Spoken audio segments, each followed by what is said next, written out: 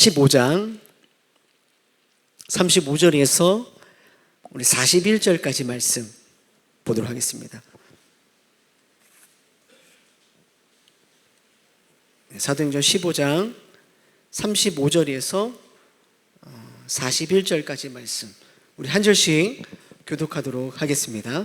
제가 먼저 읽겠습니다. 바울과 바나바는 안디옥에서 유하며 수다한 다른 사람들과 함께 주의 말씀을 가르치며 전파하니라. 며칠 후에 바울이 바나바더러 말하되 우리가 주의 말씀을 전한 각 성으로 다시 가서 형제들이 어떠한가 방문하자 하고, 바나바는 마가라 하는 요한도 데리고 가고자 하나 바울은 밤빌리아에서 자기들을 떠나 함께 일하러 가지 아니한 자를 데리고 가는 것이 옳지 않다 하여 서로 심히 다투어 피차 갈라서니 바나바는 마가를 데리고 배 타고 구브로로 가고, 바울은 신라를 택한 후에 형제들에게 주의 은혜에 부탁함을 받고 떠나 함께 읽겠습니다. 수리아와 수리아와 길리기아로 다니며 교회들을 경고하게 하니라. 아멘. 자, 우리 한 주간 잘 지내셨는지 우리 옆에 분과 앞뒤 분과 인사 나눌까요? 한 주간 잘 지내셨습니까? 예, 수고 많으셨습니다. 이렇게 서로 인사하고 격려하겠습니다. 오늘 말씀의 제목은 누가 옳았느냐, 누가 배웠느냐라는 말씀의 제목으로 우리 김관용 목사님 나오셔서 말씀 전해 주시겠습니다. 어제 오셨어요. 저 위에서 내려오셔가지고 어제 KTX 타고 오셔서 여기서 주무셨고요. 우리 나오실 때 먼 곳 오셨으니까 우리 환영의 박수로 우리 목사님 맞이하겠습니다. 목사님 나오시겠습니다.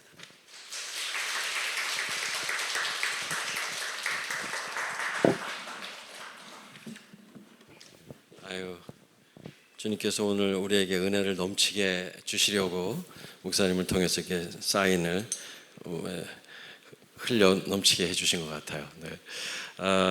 목사님 어저께 처음 뵙지만 우리 목사님 뵙고 교제하는 가운데 제가 하나님께서 우리 목사님만에 주신 너무나 큰 선물이 있구나 하는 걸 보았습니다. 그건 다른 게 아니라 배우시려는 자세였어요. 목사님 저랑 대화하는데 사실 그렇게 저는 이제 광야 아트 센터 또 광야 아트 미니스트리에 이제서 일하고 있는데 문화사역이라고 하는 것은 사실 한국 교회 안에서는 아직도 좀 낯선 개념이에요. 그렇기 때문에 특별히 이렇게 목사님들이 관심을 가질 만한 그런 영역이 아닐 수도 있어요. 그런데 목사님께서 얼마나 진지하게 저희들에 대해서 물어봐 주시고 또 제가 말하는 것에 대해서 또 궁금한 것을 그건 어떤 건가요? 이렇게 질문하시는 이런 모습들을 보면서 정말 진지하게 배우려고 하시는, 저에게서 배울 만한 게 없을 텐데 어쨌든 그 상황 속에서 주님이 하신 일들을 배워 가시려고 하는 그런 목사님의 적극적인 태도를 제가 보면서 참 은혜가 됐습니다. 우리 동행교회 가족 여러분, 정말 주님께서 우리 세우신 목사님의 모습처럼 우리도 주님과 동행하면서 끊임없이 주님을 배우는 그리스도의 신실한 제자들 되시기를 주 이름으로 축원합니다. 저는 초등학교 3학년 때 처음 예수님 믿었습니다. 그리고 예수 믿고 1년 되던 해에 이제 어떤 부흥의 자리에서 주의 종으로 제가 서약을 했고요.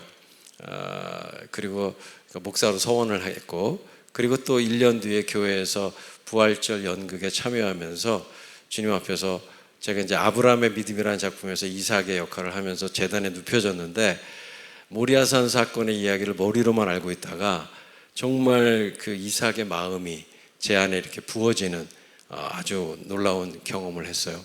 그러면서 동시에 십자가에 누우셨던 예수님 이런 마음이셨구나, 이런 마음 제게 부어주시면서 그게 너무 큰 은혜가 돼서 제가 이게 천정을 바라다 보면서 주님, 저 이거 평생 하고 싶어요.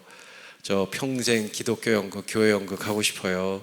이렇게 제 소원을 아랬는데, 제가 목사가 되겠다는 저의 소원과 기독교 연극을 평생 하고 싶다는 저의 소원이 어떻게 하나가 될지는 그 당시로서는 전혀 알지 못했습니다. 왜냐하면 저 같은 목사가 없었던 시대이기 때문에. 하나님께서 제가 신학대학원 1학년 들어갔을 때 저희 담임 목사님 통해서 관영아, 내가 널 위해서 기도하는데 기도할 때마다 주님 이런 마음 주신다. 너는 일반 목회하지 마라. 너는 신학교 교수하지 마라. 너는 기독교 문화사역을 해라. 이런 마음을 주시는데 너 동의하냐 물어보시더라고요. 그래서 목사님 기억나세요? 제가 초등학교 5학년 때 교회 부활절 연극 할 때 이삭이 돼가지고 재단에 눕혔던 거 기억하세요? 그랬더니 기억하지 그러시더라고요. 목사님 저 그때 하나님 앞에서 저의 소원을 그렇게 아뢰었어요. 저 평생 이거 하게 해주세요. 오늘 목사님의 이 말씀이 제게는 하나님의 응답으로 저는 받습니다. 제가 목사가 되겠다는 소원과 기독교 연극, 교회 연극을 평생 하겠다라는 저의 소원이 오늘 목사님의 말씀을 통해서 하나가 되게 하시는 하나님의 은혜로 받겠습니다. 이렇게 제가 응답하니까 목사님 너무 감격해 하시면서 그럼 너 극단을 만들어서 기독교 극단을 만들어서 한번 사역을 해봐라 하시더라고요. 그래서 그때 1991년 신대원 1학년 때 극단 말죽거리라고 하는 기독교 연극단체를 만들어서 1년에 한 편씩 공연을 창작해서 대학로에서 공연을 하기 시작했어요. 그렇게 시작한 사역이 올해로 이제 34년이 됐습니다. 하나님의 은혜 가운데 그간에 정말 많은 일들이 있었지만 우리 가족들이 와서 보신 더북이라는 공연이 2017년도에 대학로에서 종교개혁 500주년 기념 공연으로 1년간 장기 공연을 했어요. 우리 한국 기독교 연극 사상 최초의 일이었죠. 그런데 그 뮤지컬을 통해서 하나님께서 정말 어마어마한 일을 행하셨습니다. 150석짜리 극장에 저희가 1년 동안 371회를 공연을 했는데 주일만 빼고 매일 공연을 했는데 무려 5만 3천 명이 오셨어요. 퍼센트로 따지면 객석 점유율 약 90%에 해당하는 엄청난 기록이었습니다. 한국 소극장 뮤지컬 역사에도 그런 기록은 없어요. 하나님의 은혜 가운데 그 길을 그렇게 은혜를 주시면서 그때 허락하신 정말 놀라운 재정적인 흑자가 있었죠. 흑자 들으면 기분 좋으시죠, 그죠? 엄청나게 주님이 주셨어요. 근데 이게 우리가 잘내서 준 게 아니잖아요. 한국 교회를 통해서 주신 거잖아요, 주님께서. 그래서 저희를 섬겨주시던 목사님들께 다시 그 금액을 돌려드리면서 한국 교회를 위해서 써주세요라고 저희가 했어요. 그때 목사님들께서 너무 고민들을 하시더니만 한국 교회를 위해서 쓸 수 있는 방법 우리가 함께 논의해서 정했습니다 라고 하면서 다시 그 돈을 돌려주셨어요. 그러면서 목사님들께서 하신 말씀이 한국 교회가 늘 이런 공연을 이런 말씀의 공연을 복음의 공연을 볼 수 있도록 극장을 만들어 주세요 라고 말씀하셔서 기독교 뮤지컬 전용 극장을 만드세요 라고 해주셔서 그 돈으로 하나님의 은혜 가운데 저희가 2017년도에 광야 아트센터, 지금의 광야 아트센터라고 하는 기독교 뮤지컬 전용 극장을 만들게 되었습니다. 그리고 벌써 그 극장이 8년이 됐어요. 매일 공연합니다. 기적 아닙니까, 여러분? 하나님의 은혜 가운데 부족하고 연약하지만 주님이 이렇게 역사하셔서 저희들 저 개인적으로는 30여 년, 그리고 저희 광야 아트 미니스트리라는 팀은 이제 내년이면 20주년이 됩니다. 그리고 광야 아트 센터라는 극장은 8주년이 되는데 저희가 객원들까지 포함해서 약 한 70명 정도가 함께 기독교 문화사역을 하고 있어요. 풀타임으로.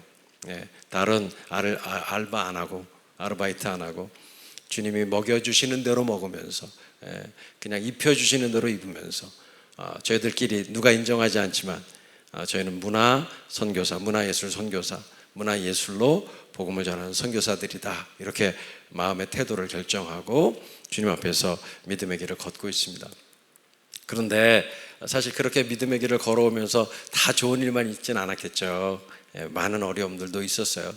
그 중에 하나가 저희가 극장을 새롭게 만들면서 하나님께서 극장 운영팀을 새롭게 만들어 주셨어요. 왜냐하면 기존에 저희 팀, 저희는 문화행동 아트리라고 하는 게 저희 옛날 이름인데 그 아트리라는 팀이 하고 있는 사역이 너무 많아요. 저희는 이 뮤지컬 사역자들을 길러내는 대안학교도 하고 있습니다. 그래서 학교를 만든 지 벌써 10년이 훨씬 지났는데요.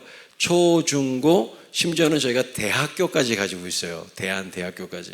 그러니까 기독교 문화 교육을 하고 있고, 물론 복음과 성경이 중심이지만 그런 교육을, 뮤지컬 교육을 하고 있고, 그리고 또 저희가 1년이면 수십 차례 전국을 다니면서 지방 공연들을 합니다. 얼마 전에도 여기 천안 중앙교회인가 천안의 중앙교회 맞는 것 같은데요. 거기서 아바 공연도 저희가 했었고 어저께인가는 천안 꿈을 이루는 교회 뭐 그런 교회에서 단체 관람을 오셨다고 하시더라고요. 어쨌든 천안에 저희가 생각해보면 1년에 한 번 정도는 초청 공연 오는 것 같아요. 그렇게 전국을 다니고 하다 보니까 저희 팀만 가지고는 극장을 매일 공연을 해야 되는데 불가능해요. 그래서 극장의 운영팀을 새롭게 세웠어요. 저희와 별도로. 그런데 주님께서 은혜를 주셔가지고 극장의 운영팀이 처음에는 소수였는데 점점 많아지게 하셨어요. 그래서 거기도 일가를 이뤘어요. 그 팀도. 그리고 저희 문화행동 아트리도 점점 많아지고 아브라함과 롯 아시죠? 서로가 부해진 거예요. 사람도 많아지고 예산도 커지고 두 팀이 커졌어요. 그러면 무슨 일이 벌어질까요? 두 팀이 작을 때는 굉장히 협력을 잘하고 서로 어려우니까 서로 의지하고 서로 도와주고 그러죠. 근데 두 팀이 점점 커지면 그러면 사실 더 협력을 잘해야 맞는데 저희는 그렇지가 않아요. 점점 사역이 커지고 사람이 많아지니까 그 안에서 갈등이 일어나기 시작했죠. 그래가지고 결론적으로 말씀드리자면 두 팀이 이제 서로 동역하고 협력하던 좋은 관계였는데, 그러니까 아주 표현하자면 저희 문화행동 아트리는 이제 공장 같은 팀이죠. 뮤지컬을 만들어요. 그래서 그 뮤지컬을 만들어서 극장으로 보내면 극장팀이 그걸 가지고 이제 극장을 운영을 하는 거죠. 이렇게 두 팀이었는데 서로가 커지다 보니까 서로 간에 막 갈등이 생기는 거예요. 싸움이 일어나고 그러면서 그게 너무 좀 극심해져 가지고 표현하자면 이제 우리 그만 만나자, 우리 이제 그만 동역하자, 여기까지가 끝이야. 이렇게 정말 성경하고 거의 비슷했어요. 아브라함과 롯처럼. 아브라함과 롯은 개인적인 문제는 없었잖아요. 근데 저와 그 극장팀의 대표이신 분하고는 너무 좋은 관계였고, 저희는 사실은 오래전에 평생 같이 동행을 했던 친구들이라, 동역자들이라 저랑은 관계가 너무 좋았어요. 근데 팀들 사이에 그 갈등이 너무 심각해져서 어쩔 수 없이 우리 헤어지자 이렇게 하고 이제 헤어지려고 하는 찰나에 하나님께서 정말 난데없이, 제가 시간 관계상 다 간증할 수 없지만 하나님을 사랑하는 귀한 어르신들을 통해서 저희들한테 이런 도전을 하셨어요. 너희들 한번 거꾸로 해볼래? 그래, 사람은 원래 팀이 점점 커지면 갈등이 일어나고 헤어지고 독립하는 법이야. 그런데 한번 거꾸로 아브라함과 롯이 했던 반대로 한번 해볼래? 너희들 다운사이징하고 너희들의 규모와 조직과 이런 거 줄일 각오를 하고, 그리고 떨어져 나갈 각오하고 너희들 한번 정말 십자가에서 연합 한번 해볼래? 그래서 너희들의 조직과 이런 거 다 버리고 완전히 새로운 한 팀으로 통합해 볼래? 그러니까 아브라함과 롯의 입장에서 말하자면 그냥 버릴 거 버리고 스스로 줄여서 한 팀이 돼볼래? 이런 도전을 하셨어요. 오늘 본문에 의거하자면 바울과 바나바가 어떻게 보면 이렇게 막 바울과 바나바 둘 다 이제 영적인, 어떻게 보면 정말 하나님 앞에서의 거장들이 됐으니까, 또 자기 팀이 생긴 사람들이니까 이렇게 싸우는 게 어떻게 보면 싸워서 헤어질 수밖에 없는 그런 부분이 있지만, 반대로 그 고집을 꺾고 기준을 낮추고 하나님 앞에서 겸손하게 서로의 주장을 버리고 주도권을 버리고 하나가 되는, 이거 한번 해볼래? 라고 도전을 하셨는데, 여러분 아시지만 5명짜리 교회도 합쳐서 10명 되는 교회가 되기가 어렵습니다. 아시죠? 굉장히 어려워요.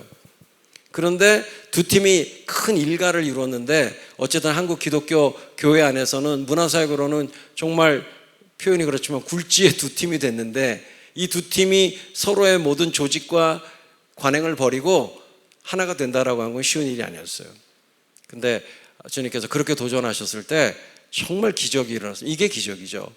서로의 마음을 비우게 하시고 그리고 진짜 통합이 되게 하셨어요.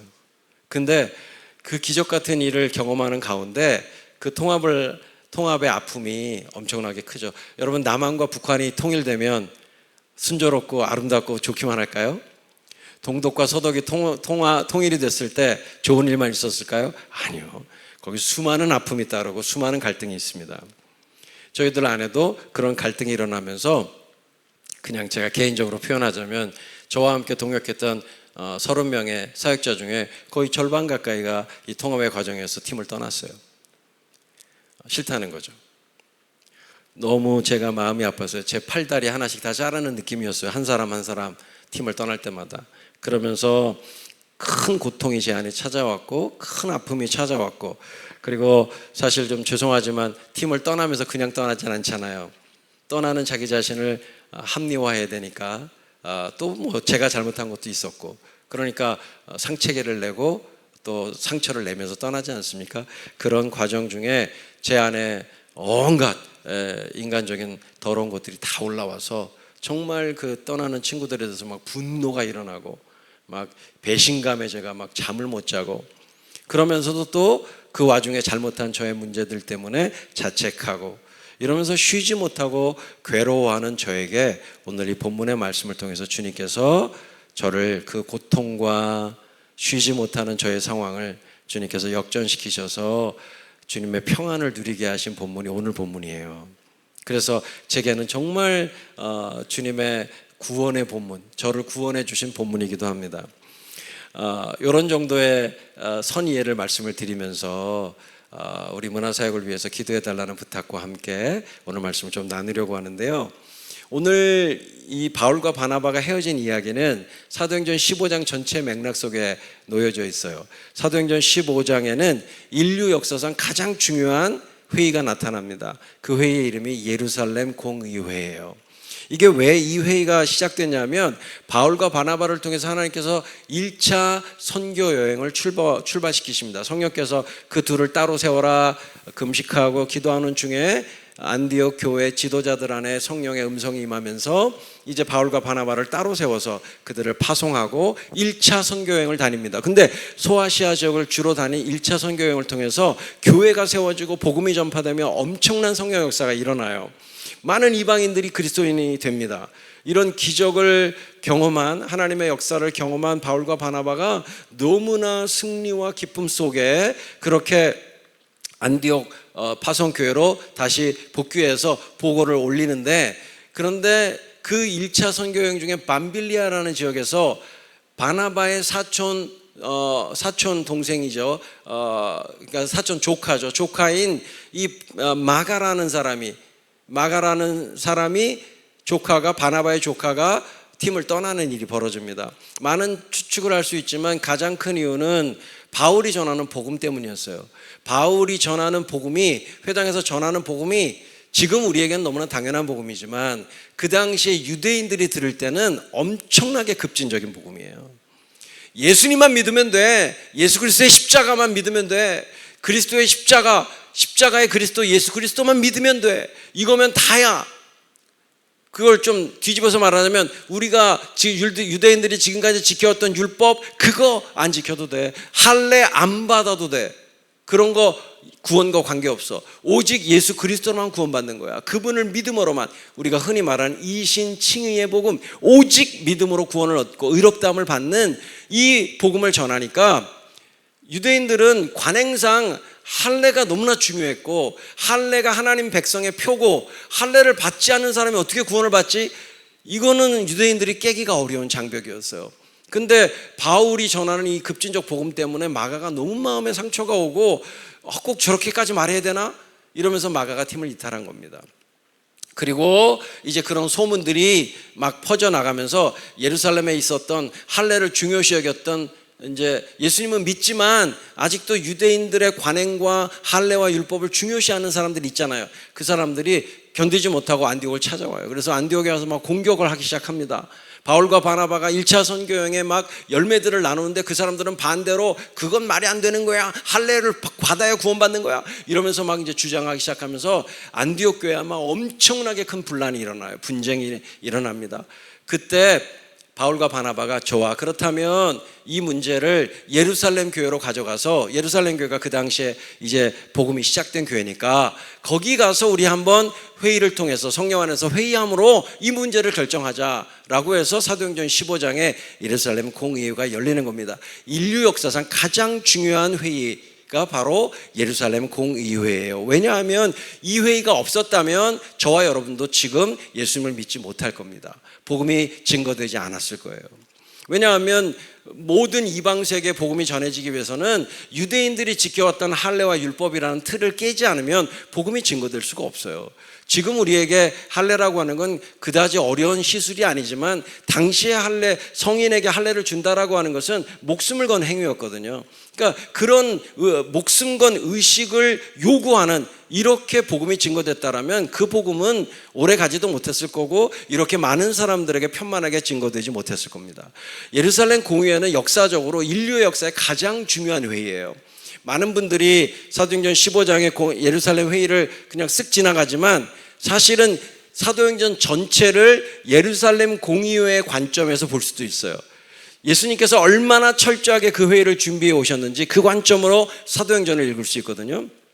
예수님도 그 회의를 준비하신 것이죠. 그래서 그 예루살렘 공의회 때 예수님이 준비하신 사람 사도 베드로가 얼마 전 있었던 고넬료 집에 일어났던 성령의 역사, 복음의 역사를 증거하면서 예수 그리스도의 복음 외에 다른 걸 주장하거나 다른 걸 요구해서는 안 된다라고 사도 베드로가 외칩니다.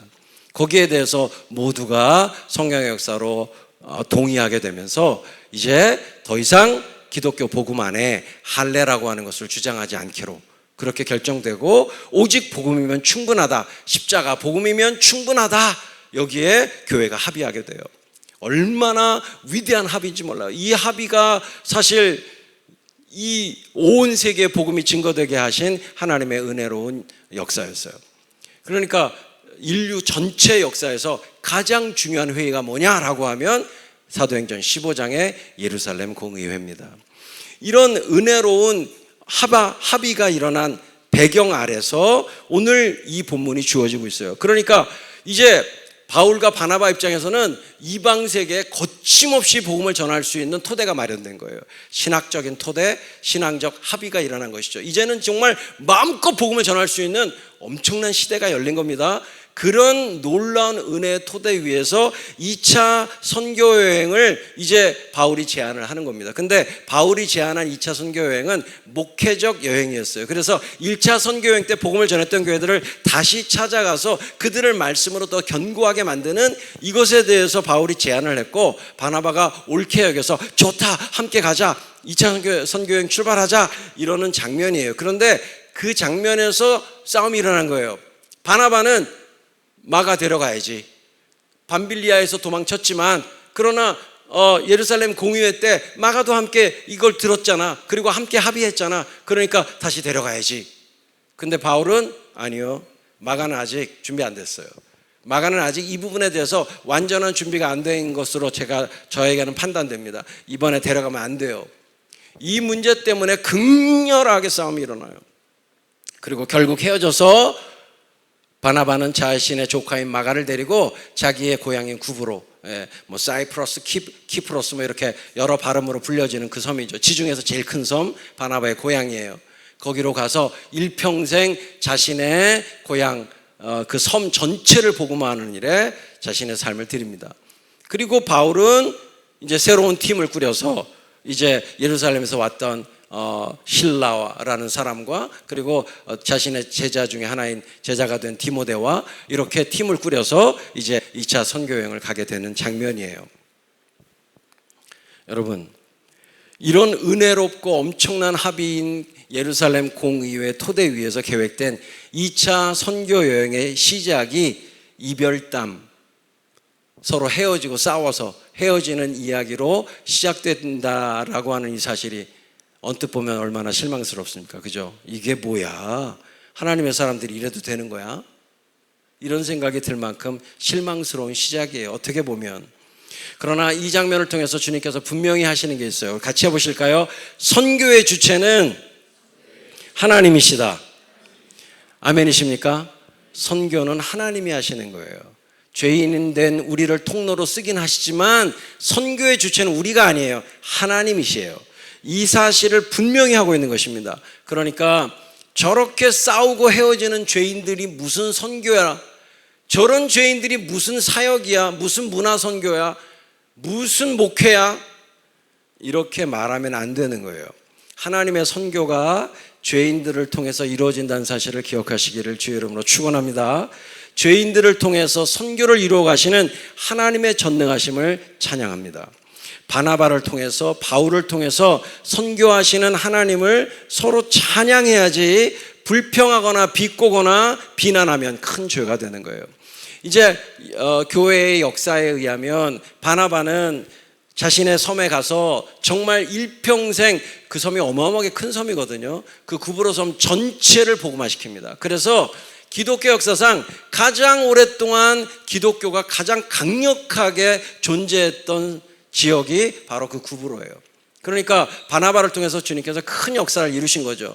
그러나 사도행전은 왜 더 이상 바나바를 추적하지 않는가 하면 사도행전 1장 8절에 너희가 성령을 받고 권능을 입으면 이 예루살렘과 온 유대와 사마리아와 땅끝까지 이르러 내 증인이 되리라. 사도행전 1장 8절이 어떻게 성취되는가를 사도행전이 말하고 있거든요. 그런데 당시의 사람들에게 땅끝은 로마를 가리키는 말이었어요. 그렇기 때문에 로마까지 어떻게 복음이 증가되는가를 추적하는 것이 사도행전의 목적이기 때문에 더 이상 바나바를 추적하지 않을 뿐이죠.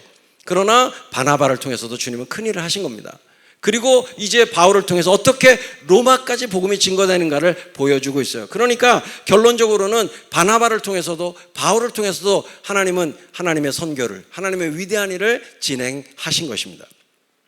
그러니까 이런 소식이 들려올 때 바나바가 바울을 통해서 하나님께서 2차 선교여행, 3차 선교여행, 4차 선교여행을 진행하시고 마침내 그가 죄수의 모습이지만 로마까지 가서 복음을 전하게 됐대라고 하는 이 소식이 들려올 때 바나바가 형제 하나도 품지 못하는 그런 인간이 무슨 선교야, 무슨 하나님의 사역이야, 이렇게 비꼰다거나 혹은 구브로에서 하나님께서 주님께서 바나바를 통해서 역사하시는 그런 이야기들이 들려올 때 바나바가 아이고 선교를 그렇게 가볍게 여기고 준비되지도 않은 사람을 자기 조카라고 데려가려고 하는 온정주의에 빠져있는 그런 사람이 무슨 하나님의 사역자야, 이런 식으로 서로를 공격하거나 비꼰다면 죄인을 통해서 선교하시는 하나님의 역사를 받아들이지 않는 불충과 죄를 범하는 것입니다. 오히려 반대로 서로를 통해서 여전히 선교하시고 여전히 일하시는 하나님을 찬양해야 마땅한 것입니다. 그렇기 때문에 오늘 말씀을 보시면요, 35절 36절 다시 한번 읽어볼까요? 15장 35절 36절 네, 함께 읽겠습니다. 시작. 바울과 바나바는 안디옥에서 유하며 수다한 다른 사람들과 함께 주의 말씀을 가르치며 전파하니라. 며칠 후에 바울이 바나바더러 말하되 우리가 주의 말씀을 전한 각성으로 다시 가서 형제들이 어떠한가 방문하자 하고. 35절과 36절을 잘 읽어보시면 강조점이 어디 있냐면 35절 주의 말씀을 가르치며 전파했다. 36절 우리가 주의 말씀을 전한 곳에 가서, 두 절의 강조점이, 그리고 사도행전 15장과 16장 전체의 강조점이, 사실은 사도행전 전체의 강조점이 주님의 말씀이에요. 그래서 주님의 말씀이 어떻게 흥왕하여 가는가를 사도행전은 보여줘요. 그래서 사도행전을 단락을 나누면 단락의 마지막 구절에 항상 주님의 말씀은 힘을 얻어 더하더라, 주님의 말씀은 이렇게 전파되었다, 주님의 말씀이 항상 사도행전의 주제입니다. 그래서 결론적으로는 하나님의 선교가 사람들을 통로로 쓰시지만 결론적으로 하나님의 선교의 모든 열매와 능력은 하나님의 말씀에 있다는 사실을 보여줍니다. 할렐루야. 이 사실이 신구약 전체의 분명한 진리예요. 이사야서 40장 8절 말씀 우리 같이 한번 읽어볼까요? 이사야서 40장 8절 시작. 푸른 마르고 꽃은 시드나 우리 하나님의 말씀은 영원히 서리라 하라. 아멘. 사도행전 40장 말씀의 주제는요, 결론적으로 말하자면 모든 사람이 보게 될 말씀의 영광이 나타날 것이다 라는 거예요. 그리고 그 모든 사람들이 그 말씀의 영광을 볼 수 있도록 너희가 해야 할 일은 높은 곳은 깎아버리고 움푹 패인 곳은 메워서 광야에 주님의 말씀이 나타났을 때, 그 말씀의 영광이 드러날 때 모두가 방해받지 않고 그 말씀의 영광을 볼 수 있도록 해라. 그게 너희들이 해야 될 사명이다, 이렇게 말씀하시는 거죠. 이 사명을 받은 저희 광야 아트 미니스트리의 주제 말씀이에요, 이 말씀이. 그런데 이 말씀의 모든 맥락은 인간은 이 육체는 풀과 같고 이 육체가 지니고 있는 아름다움과 그 능력들은 풀의 꽃과 같아서 풀은 마르고 꽃은 시들지만 그러나 우리 하나님의 말씀은 영원히 서 있다. 하나님의 말씀은 절대 주저앉지 않는다. 언제나 서 계신 하나님의 말씀이다. 이것을 이야기하는 것입니다. 그러니까 결론적으로 이 모든 주님의 영광이 나타나는 그 모든 능력은 없어질, 사라지고 말, 썩어지고 말 인간에게 있는 것이 아니라 그 썩어지고 없어질 인간의 입술을 통해서 증거된 주님의 말씀 때문에 주님의 구원이 일어난다는 거예요. 할렐루야. 자, 이 말씀을 그대로 베드로전서 1장 23절에서 25절에 인용합니다. 우리 같이 읽어볼게요. 시작. 너희가 거듭난 것은 썩어질 씨로 된 것이 아니요 썩지 아닐 씨로 된 것이니 살아있고 항상 있는 하나님의 말씀으로 되었느니라. 그러므로 모든 육체는 풀과 같고 그 모든 영광은 풀의 꽃과 같으니 풀은 마르고 꽃은 떨어지되 오직 주의 말씀은 세세토록 있도다 하였으니 너희에게 전한 복음이 곧 이 말씀이니라. 할렐루야. 이제 예수 그리스도의 십자가와 부활을 통해서 우리 가운데 확정되어진 그 복음을 이사야가 이야기했던 주님의 말씀의 영광으로 베드로가 그대로 이제 인용하고 있는 구절이에요. 그러니까 결론적으로는 하나님의 선교는 우리의 능력이나 인간의 어떠함이 아니라 우리를 통해서 증거케 하시는 하나님의 말씀, 십자가의 복음 때문에 이루어지는 것입니다. 아멘. 그러므로 여러분, 때로는 우리가 얼마나 연약합니까? 설교하는 저 자신도 얼마나 죄가 많습니까? 그러나 나 같은 게 무슨 복음을 전해? 나 같은 게 무슨 선교야? 나같이 능력 없는 사람이, 나같이 죄 많은 놈이, 나같이 싸우고 헤어진 사람이 무슨 복음이야? 무슨 설교야? 무슨 선교야? 이러면 안 되는 거예요. 왜냐하면 주님의 구원은 나의 어떠함으로, 증거하는 사람의 어떠함으로 이루어지는 게 아니라, 그렇다고 삶을 엉망으로 살라는 뜻은 아닙니다. 어떻게 복음을 가진 사람이 그럴 수 있겠어요? 하나님과의 살아있는 관계를 누리는 사람이 어떻게 그렇게 살 수 있겠어요? 그렇게 말하는 것은 아니지만, 그러나 그럼에도 연약하여 자빠지고 넘어지는 게 우리들이니까 우리들의 어떠함에 근거해서 사역을 하려고 하시면 안 되고, 선교하거나 목회하거나 선교하면 안 되는 것이고, 주님의 말씀의 능력에 의지해서 이 사역을 해야 되는 것입니다. 그래서 때로는 자격 없지만 복음을 전해야 되는 것이고, 어저께 막 부부싸움 심하게 했지만, 오늘 우리 성도님들은 아무도 안 하고 오신 것 같지만, 막 어저께 치열하게 부부싸움 했지만 오늘 아침에 또 예배에 오셔서 기도하고 또 하나님의 말씀 들으시고 또 언제 그랬는 듯이 나가면서 또 복음을 전해야 되는 것이고, 부부싸움한 내가 무슨, 사실 목사들도 그럴 때 많거든요. 토요일 밤에 치열하게 부부싸움하고 나면 주일 아침에 설교하기 어렵죠. 그러나 그때 그럼에도 불구하고 말씀을 전하는 것이고, 그럴 때 사모님이 어이구 저 인간 어저께 나한테 그렇게 해놓고선 무슨 설교야 이러시면 안 되고, 지금은 주님의 말씀이 선포되는 거니까. 내 남편으로서의 부족함이 있지만, 그러나 주님의 말씀의 통로로 주의 말씀을 증거하니까 그 남편의 입술을 통해서 주시는 주의 말씀을 하나님의 말씀으로 받아야 되는 것이죠. 할렐루야. 그래서 결론적으로 모든 소망은 인간에게 있지 않고 하나님의 말씀에 있는 것입니다. 이것이 오늘 맥락의 주제예요. 그렇기 때문에 바울과 바나바의 이 싸움도 결국에는 이런 싸움과 분열에 초점을 맞추면 안 되고, 그럼에도 불구하고 바울과 바나바를 통해서 증거되어지는 주님의 말씀에 초점을 맞춰야 된다는 거예요. 그래서 출발점이 주님의 말씀에 놓여져 있는 것이죠. 사도행전 15장은 지금 말씀드린 것처럼 거대한 일치, 어마어마한 일치로 시작해서 사소한 분열로 끝나는 장이 사도행전 15장이에요. 거대한 일치와 사소한 분열을 함께 보여줌으로써 우리에게 딱 떠올려 주시는 말씀이 있죠. 어떤 말씀이죠? 1만 달란트 빚진 자가 탕감받은 이야기. 딱 떠오르지 않으세요? 1만 달란트라고 하는 건 셀 수 없는 양을 말하는 거예요. 어마어마한 용서를 받았어요. 그런데 100데나리온, 정말 작은 일, 사소한 일, 그런 걸로 용서하지 못하는 그런 걸 예수님께서 비유하신 장면이, 비유가 바로 1만 달란트 빚진 자의 비유잖아요. 오늘 이 사도행전 15장은 우리에게 그 말씀을 딱 떠올려줘요. 기억하셔야 돼요. 우리가 목숨을 걸고 싸우고 있는 분열의 테마들, 분열의 일들, 그런 제목들, 이런 것들이 과연 우리가 용서받은 십자가의 사랑, 십자가의 은혜의 빛 아래서 볼 때도 그렇게 목숨 걸고 싸울 만한 일들인지에 대해서 반드시 살펴봐야 돼요. 바울의 양보를 주님께서 선교를 가벼이 본 죄로 정죄하실까? 제가 이 본문을 묵상하면서 그런 상상을 해봤어요.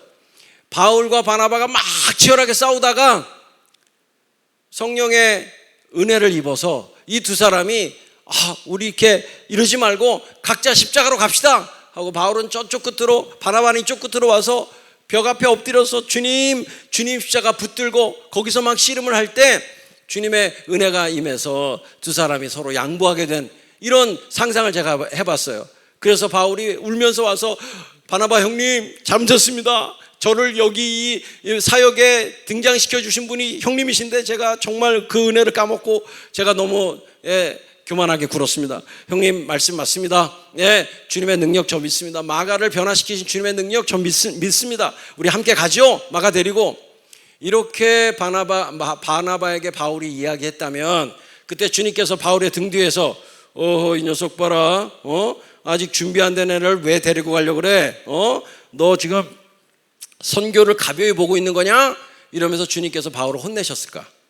또 반대로 바나바가 막 이제 울면서 바울에게 와서 바울 바울 내가 정말 잘못했어. 내가 주님의 선교를 내가 너무 가벼이 생각했어. 내가 온정주의에 빠져서 내 조카라고 내가 꼭 데리고 가고 싶었는데 근데 생각해 보니까 내가 너무 인간적인 생각을 한 것 같아. 미안해. 내가 잘못했어. 마가 아직 준비 안 됐으니까 좀 더 이 안디옥 교회에서 훈련받도록 하고 이번에 우리 같이 갑시다. 우리들만 갑시다. 이렇게 바나바가 만약에 바울에게 동의해 줬다면 그러면 바나바의 등 뒤에 계신 주님께서 너 지금 뭐 하는 거야? 너 지금 내 능력을 지금 너 무시하는 거야? 나는 한 사람을 단순간에 변화시킬 수 있는 능력을 가진 전능하신 하나님이야. 마가 내가 얼마든지 변화시킬 수 있고 내가 2차 선교여행 중에도 얼마든지 걔를 변화시킬 수 있는데 너 나를 안 믿는 거야? 너 어떻게 한 영혼을 그렇게 가벼이 여기냐? 이렇게 하면서 주님께서 바나바를 혼내셨을까? 아무리 생각해도 반대 같은 거예요. 주님은 반대로 하셨을 것 같아요. 그렇게 양보하는 바울에게 오히려 야 바울아 네가 한 영혼을 정말 사랑하고 귀중히 여기는 거구나. 그리고 너 정말 내가 베드로에게 했던 것처럼 아무리 실수하고 자빠져도 또다시 사명을 부여하는 나의 모습을 네가 본받는구나 하면서 예수님께서 바울을 칭찬하시고 또 바나바가 양보하고 바울에게 이번엔 그럼 마가 데리고 가지 맙시다 라고 양보했을 때 예수님께서 바나바를 혼내시는 게 아니라 야 바나바 네가 네 조카를 참 그렇게 하기가 어려울 텐데 너 진짜 선교를 중히 여기는 그런 믿음을 쓰고 있구나. 너 정말 훌륭하다. 오히려 주님께서 두 사람을 칭찬하지 않으셨을까? 이런 상상을 해봤습니다. 사랑하는 우리 동행 가족 여러분, 성령 안에서 하나됨을 지키기 위해서 양보하고 끝까지 사랑하고 인내를 선택하는 용기를 주님께로부터 늘 구하시기를 주의 이름으로 축원합니다. 오늘 본문 이 사도행전 15장의 본문은요 많은 사람들에게 이런 관점을 자꾸만 갖게 만드는 본문이에요. 누가 옳았을까? 바나바가 옳았나? 바울이 옳았나? 이런 것에 집중할 수밖에 없도록 만드는 어떻게 보면 그런 유혹이 있는 본문이에요. 그래서 실제로 많은 학자들이나 많은 설교가들이 여기서 바나바가 옳았나 바울이 옳았나를 가지고 많은 고민을 했습니다. 그러나 사실 오늘 본문은 누가 옳았는지에 대해서 전혀 얘기하지 않아요. 바울이 옳았는지 바나바가 옳았는지 요만큼도 힌트를 주지 않습니다. 성경이 가는 만큼 가고 성경이 서는 데서 서야 되는 것이 그리스도인이에요. 성경에서 말하고 있지 않은데 억측하면 안 됩니다. 바울과 바나바 중에 누가 옳았는가 그런 건 이 본문의 관점이 아닌 거예요. 이 본문의 관점의 초점은 누가 옳았느냐가 아니라 같이 해보실까요? 누가 배웠는가? 누가 배웠는가 여기에 초점이 있는 겁니다. 그래서 이 분열의 과정을 통해서 누가 배웠는가? 물론 바울과 바나바 모두 배웠을 거예요. 그리고 바나바도 그 이후에 이 과정을 통해서 배운 바를 실천하고 살았을 겁니다. 그런데 초점은, 이 기록은 바울을 따라가고 있기 때문에 오늘 본문을 통해서 우리는 바울이 뭘 배웠는지를 확인할 수 있어요. 바울이 뭘 배웠을까요? 바울이 배운 것은 이런 갈등과 분열의 상황 속에서 자기의 기준과 고집을 버리고 함께 주님의 인도함을 받기 위해서 팀 전체와 함께 결론을 내리는, 함께 자기 기준과 고집을 막 내세우는 게 아니라 함께 논의하고 합의해서 결론에 이르는, 이것을 배운 것입니다. 바울이 이것을 배웠다는 것을 사도행전 16장 이어지는 본문이 금방 가르쳐줘요. 사도행전 16장에 가면 어떤 일이 벌어지죠? 이제 바울의 2차 선교여행의 목적지와 방향을 성령께서 바울이 가고 싶었던 소아시아가 아니라 유럽 땅으로 가게 만드세요. 그런데 그 유럽으로 가게 만드실 때 환상을 보여주시는데, 우리나라 성경에는 환상 중에 이렇게 되어 있지만 원래 헬라어로 읽으면 이게 비전이라는 뜻입니다. 비전을 보여주시는 거예요. 어떤 비전이냐면 마게도냐 사람 한 사람이 비전 중에 보여지면서 그 사람이 건너와서 우리를 도우라, 이런 환상을 봅니다. 이거는 빼박이잖아요. 빼도 박도 할 수 없는, 이건 뭐 너무나 분명한 비전이에요. 이건 주님께서 보여주신 확실한 비전이에요. 사실 바울과 바나바가 싸우는 장면에서는 서로 비전을 본 게 아닙니다. 그러나 이 장면, 사도행전 16장에서는 확실한 비전을 본 거예요. 무조건 마게도냐로 가는 게 맞아요. 그렇죠? 그런데 바울이 야, 어젯밤에 비전을 주셨어, 가자, 이렇게 하지 않습니다. 비전을, 확실한 비전을 봤음에도 불구하고 자신의 팀원인, 여기 우리라는 본문 안에 들어와 있는 사람들, 누가, 디모데, 실라와 함께 자신에게 보여주신 비전을 말해요. 그리고 결론을 자기가 내리지 않고 함께 팀이 결론 내리게 만듭니다. 이것이 바울이 배웠다는 사실을 분명히 보여줘요. 그래서 사도행전 16장 10절 읽어보겠습니다. 자, 함께 읽어볼게요. 16장 10절 시작. 바울이 그 환상을 보았을 때 우리가 곧 마게도냐로 떠나기를 힘쓰니 이는 하나님이 저 사람들에게 복음을 전하라고 우리를 부르신 일로 인정함이로라. 아멘. 바울이 결론을 내리지 않고 우리가 결론을 내려요.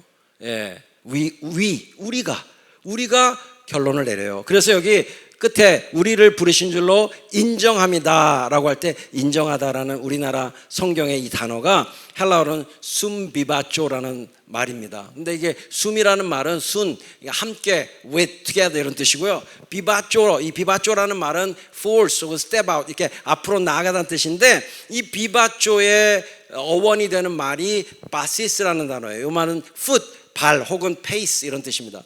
그러니까 이 단어를, 순비바쪼라는 단어를 번역하면 한마디로 말하면 보조를 맞추다 혹은 합의하다 혹은 결론 내리다.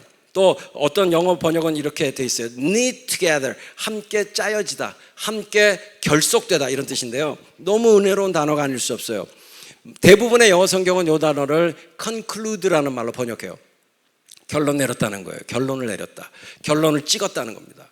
우리를 부르신 줄로, 바울 당신 하나만 부른 게 아니라 우리 모두를 부르신 줄로 결론 내렸다. 그 결론에 우리는 도달했다 하고 이제 마게도냐로 건너가기를 힘쓰는 장면이 나오는 겁니다. 그러니까 바울은 바나바와의 갈등을 통해서 배웠어요. 자기에게 주신 비전이 확실하다고 해서 밀어붙이는 게 아니라 합의하는 과정이 필요하다는 사실을 배운 겁니다. 그리고 자기가 결론 내리지 않고 팀이 결론 내리게 하는 이것을 배운 거예요. 배운 것을 그대로 실천에 옮기고 있는 것입니다.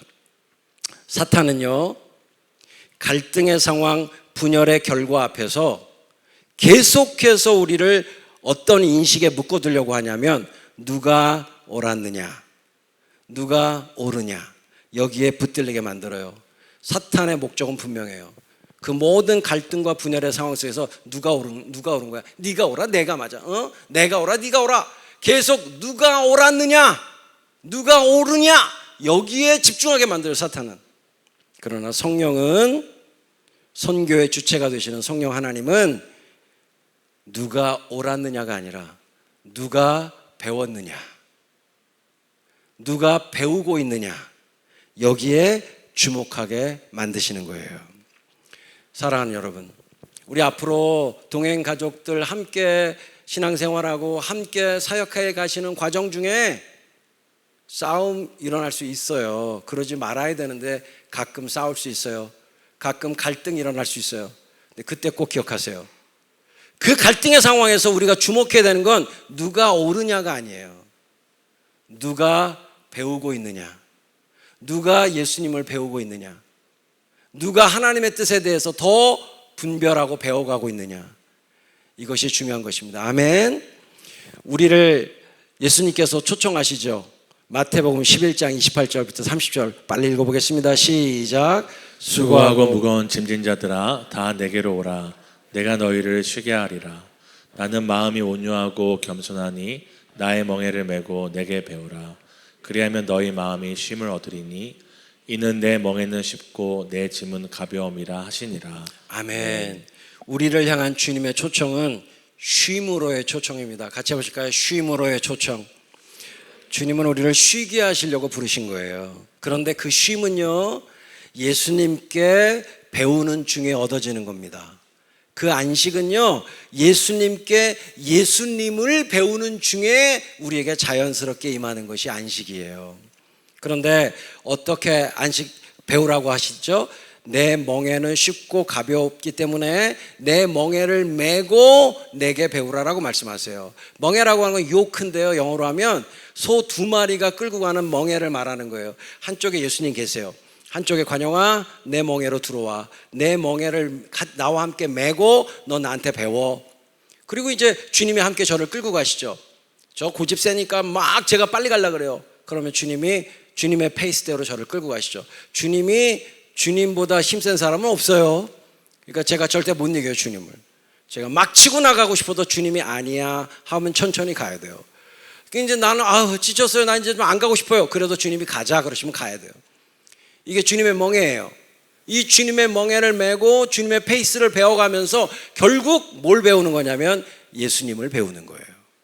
그 과정 중에만 참된 안식이 있다는 사실입니다. 여러분, 천국에는 영원한 안식이 있는 거 믿으십니까?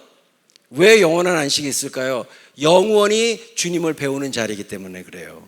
어떤 사람들은 천국은 너무 지루할 것 같아요. 치렁치렁 끌리는 세마포 있고 띵가띵가 내가 치지도 못하는 검은 고 치면서 맨날 찬송만 부르고 지루할 것 같아요. 아니에요. 천국에서 우리가 하게 되는 가장 신나고 익사이팅한 일은 뭐냐면 나를 구원하신, 나를 창조하시고 나를 구원하신 예수님을 영원히 배울 수 있는 거예요. 와, 할렐루야. 그러니 찬양이 터져나올 수밖에 없고 예배가 터져나올 수밖에 없고 안식과 쉼의 자리가 될 수밖에 없는 게 천국이죠. 영원히 예수님을 배우는 자리, 천국 가고 싶으시죠? 지금도 여기가 천국이에요. 왜냐하면 우리가 예수님을 배우고 있으니까. 자, 마태복음 11장에서 주님이 말씀하신 쉼으로의 초청은 결론적으로 예수님을 배우는 과정에서 일어나는 거예요. 예수님을 배우는 것이 우리의 안식이 되는 겁니다. 마태복음 11장에 보면 세례 요한이 질문해요. 우리가 기다렸던 분 당신 맞아요?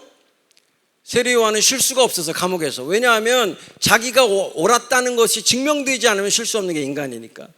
내가 기다렸던 예수님, 내가 기다렸던 메시아는 이 악한 헤롯과 로마를 까부수고 옛날 다윗 시대에 이런 정치적 평안과 해방을 가져오는 존재인데 당신은 맨날 병자만 고치고 있고 사람들 막 떡 5개랑 물고기 2마리로 막 먹이는 일만 하고 있고 계속 말씀만 전하고 있고 정말 우리가 기다렸던 메시아가 당신 맞습니까? 그러니까 세례 요한은 헷갈려요. 보라, 세상 죄를 지고 가는 하나님의 어린 양이로다. 이런 메시지와 더불어서 도끼가 나무 뿌리에 찍혔다. 이제 심판이 시작됐다. 이런 메시지를 동시에 전하는 사람. 다시 말하자면 예수님과의 초림과 재림을 구분하지 못했던 그런 구약시대의 마지막 예언자이기 때문에 세례 요한은 헷갈리는 거죠. 이분이 정말 맞나? 그러니까 자기도 2가지 메시지를 다 전했지만 자기도 헷갈려요. 그러나 세례 요한의 지금 상황은 헤롯에 의해서 억울하게 감옥에 갇혀있는 상황이니까 심판의 메시아가 더 기대되는 메시아죠. 근데 그렇게 하지 않으시는 예수님의 모습을 보면서 우리가 기다렸던 분 당신 맞아요? 라고 질문하고 있는 겁니다. 자기가 옳아야지만 쉴 수 있기 때문에 자기의 옳음을 증명해 보이려고 예수님께 질문하고 있는 거예요. 마태복음 11장에는 바리새인들의 얘기도 나옵니다. 바리새인들은 세리와나 귀신 들린 자라고 했어요. 예수님을 세리와 죄인들의 친구라고 불렀어요. 그러니까 끊임없이 바리새인들은 이 두 사람을, 세리와가 예수님을 공격하면서 자기들의 판단이 맞다라고 하는 것을 주장하는 사람들이에요. 자신의 판단이 맞아야지만 안식할 수 있는 사람들. 그러니까 끊임없이 논쟁하는 사람들이죠, 바리새인들은. 예수님께서 그 모든 과정 중에 우리에게 이런 초청을 하고 있는 거예요. 수고하고 무거운 짐진 자들아. 왜 우리가 수고하고 무겁습니까? 나의 옳음을 자꾸만 확인받으려고 하니까 짐을 지고 있는 거예요. 근데 그 관점 버려라. 그 짐 버려라. 네가 옳다, 내가 옳다, 이런 짐을 버려라. 그리고 너 내게로 와서 내 멍에를 메고 나를 배워라. 나는 마음이 온유하고 겸손하다. 내게서 배우면 너는 정말 쉼을 얻을 거다. 주님께서 말씀하고 계시는 거죠. 여러분, 존재 자체가 죄인일 뿐인 우리들에게, 인간들에게 우리의 옳음 따위는 결코 쉼을 주지 못해요. 착각이에요. 거봐, 부부싸움에서 내가 맞았지! 이렇게 하고 안식이 됩니까? 내가 옳았다는 게 확인되면 안식이 되든가요? 그 순간에 약간의 쾌감과 통쾌함이 올지 모르지만 이내에 그게 안식을 줄 수 없다는 게 확인됩니다. 여러분, 논쟁에서 이겼다고 해서 논쟁에 이긴 사람이 안식이 됩니까? 안 돼요. 인간의 이런 옳음이라고 하는 것은요, 오염된 옳음이에요. 정말 온전히 필요한 옳음이 아니에요. 다 오염돼 있어요, 인간의 옳음이라고 하는 것은. 그리고 하나님의 절대적인 옳음 앞에서 우리의 옳음이라고 하는 것은 상대적이고 부분적이고 정말 미미한 것입니다. 먼지만한 가치도 없어요. 그러니까 죄인들의 옳음에 대한 주장은 그것은 결코 쉼을 주지 못해요. 죄인이 쉼을 얻을 수 있는 유일한 길은 예수님을 배우는 것입니다. 우리의 오염된 옳음은 완전히 영원히 의로우신 하나님 앞에서 결코 인정받을 길이 없어요. 욥처럼 살아도, 바울처럼 살았다 해도 마찬가지일 뿐이에요. 우리의 옳음은 누더기에 불과한 것입니다. 우리가 하나님 앞에서 내세울 수 있는 유일한 의, 유일한 righteousness, 유일한 옳음은 뭡니까? 고린도전서 1장 30절 같이 읽어보겠습니다. 고린도전서 1장 30절 시작. 너희는 하나님으로부터 나서 그리스도 예수 안에 있고 예수는 하나님으로부터 나와서 우리에게 지혜와 의로움과 거룩함과 구원함이 되셨으니. 아멘. 아멘. 우리가 하나님 앞에서 주장할 수 있는 유일한 의로움은, 유일한 righteousness는 예수님 뿐이에요. 아멘이시죠? 여러분, 쉼이라고 하는 개념과 성경에서 자족이라는 개념은 사실 유사한 개념이에요. 동전의 양면 같은 개념입니다. 인간은 쉼을 얻으면 자족하게 돼요. 스스로 만족을 누리게 되죠. 그런데 이런 만족과 관련해서 사도 바울이 빌립보서에서 이런 말씀한 거 기억하시죠? 빌립보서 4장 11절 12절 같이 읽을게요. 시작. 내가 궁핍함으로 말하는 것이 아니니라. 어떠한 형편에든지 나는 자족하기를 배웠노니 나는 비천에 처할 줄도 알고 풍부에 처할 줄도 알아. 모든 일 곧 배부름과 배고픔과 풍부와 궁핍에도 처할 줄 아는 일체의 비결을 배웠노라. 아멘. 사도 바울이 뭐라고 말하고 있는 겁니까? 나는 부하게 하시든 빈하게 하시든 풍족하든 빈궁하든 어떤 상황 속에서도 나는 스스로 만족하는 법을 배웠다. 배우는 것입니다. 예수 그리스도 그분으로만 충만한 삶, 그분 한 분이면 충분한 삶을 배우는 거예요. 그러면 객관적인 나의 상황이 풍요롭든 부족하든 상관없이 어떤 상황에서도 주님 한 분만으로 만족하는 참된 제자의 삶을 살게 되는 것이죠. 이 놀라운 비결을 끊임없이 주님으로부터 배우면서 예수 그리스도 한 분만으로 충만한 삶을 사시기를 주의 이름으로 축원합니다. 기도하겠습니다. 이 시간에 우리 함께 한 목소리로 오늘 말씀을 붙들고 하는 주님 앞에 나아갔으면 좋겠는데요. 오늘 이 시간에 우리 이렇게 기도하십시다. 하나님, 모든 상황 속에서 우리의 초점이 분명하게 해주십시오. 누가 옳았냐, 누가 틀렸냐 이런 거 아니라 누가 배우고 있는가. 주님, 모든 상황 속에서 끝까지 주님만 배우는 자가 되도록 우리를 인도해 주십시오. 그래서 모든 상황 속에서 나의 오름에 대하여 죽고 그리스도를 배움에 대하여 산 자로 이 믿음의 길을 완주하는 은혜를 우리에게 주시기를, 나의 오름에 대하여 죽고 그리스도를 배움에 대하여 산 자로 이 믿음의 길을 완주할 수 있도록 은혜를 베풀어 주시기를 우리 함께 한 목소리로 기도하시겠습니다. 기도하겠습니다. 사랑하는 주님,